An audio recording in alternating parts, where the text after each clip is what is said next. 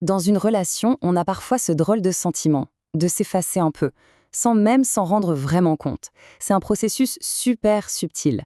Alors aujourd'hui, en s'appuyant sur les réflexions de la gestalt-thérapeute Marietta Aslakanova, on va décortiquer ensemble 5 signes assez révélateurs qui montrent qu'on commence peut-être à vivre à travers quelqu'un d'autre. Voilà la question centrale. Ce sentiment de se perdre un peu, de mettre de côté ses propres envies, ses propres émotions. On va explorer ensemble comment ça s'installe, parce que bien souvent, au début, c'est presque invisible. Tout commence à l'intérieur. Bien avant que nos actions changent, ce sont nos pensées, notre dialogue interne qui se modifie. Les 2 premiers signes qu'on va voir concernent justement ça, la perte de cette petite voix intérieure. Le tout premier signe, c'est comme une petite fissure dans la confiance qu'on a en soi. En fait, on ressent une émotion, une intuition, mais l'opinion de l'autre vient tout contredire. Et là, au lieu de s'accrocher à son ressenti, un doute s'installe. Tout à coup, la perception de l'autre pèse plus lourd que ce qu'on vit à l'intérieur. Et voilà la petite phrase qui s'insinue. Peut-être que j'exagère. Ah, celle-là, elle est redoutable. C'est le signal d'alarme. On ne se dit plus je ressens ça, mais plutôt est-ce que j'ai le droit de ressentir ça? Et c'est là que le décalage commence. Après le doute à l'intérieur, vient l'action à l'extérieur. Le deuxième signe est une conséquence directe du premier, c'est logique. Là, la communication n'est plus du tout spontanée, ça devient une stratégie. Le but n'est plus simplement d'exprimer ce qu'on pense, mais plutôt d'anticiper la réaction de l'autre pour la gérer. Chaque mot est pesé, calculé. Cette question devient un réflexe, un vrai péage mental avant de prendre la parole. Ce qui est intéressant, c'est que la préoccupation principale, c'est le confort de l'autre, quitte à sacrifier sa propre authenticité. On voit bien la bascule, hein, on passe d'une affirmation de soi toute simple comme « je pense que » à une recherche de validation. L'ex de la communication se déplace complètement de soi vers l'autre.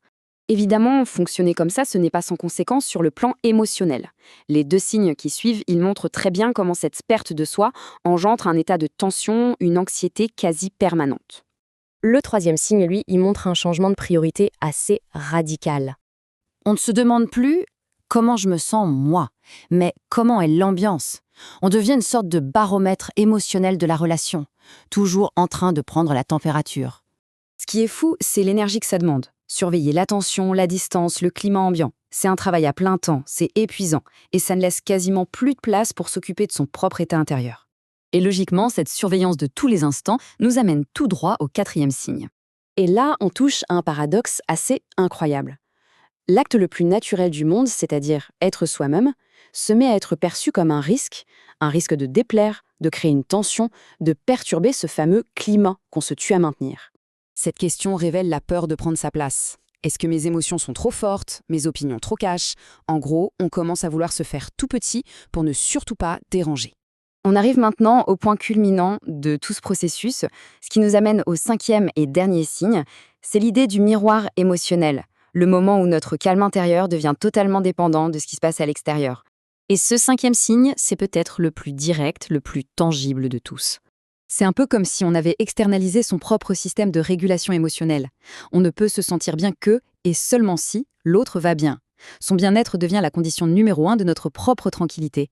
Cette phrase, elle est incroyablement parlante. Le soulagement, la détente, même le simple fait de respirer librement est conditionné par l'humeur de l'autre. C'est l'ultime étape de la dépendance émotionnelle. Bon, maintenant qu'on a vu ces 5 signes, la grande question c'est « mais comment on en arrive là ?» Parce que bien sûr, ça ne débarque pas comme ça du jour au lendemain.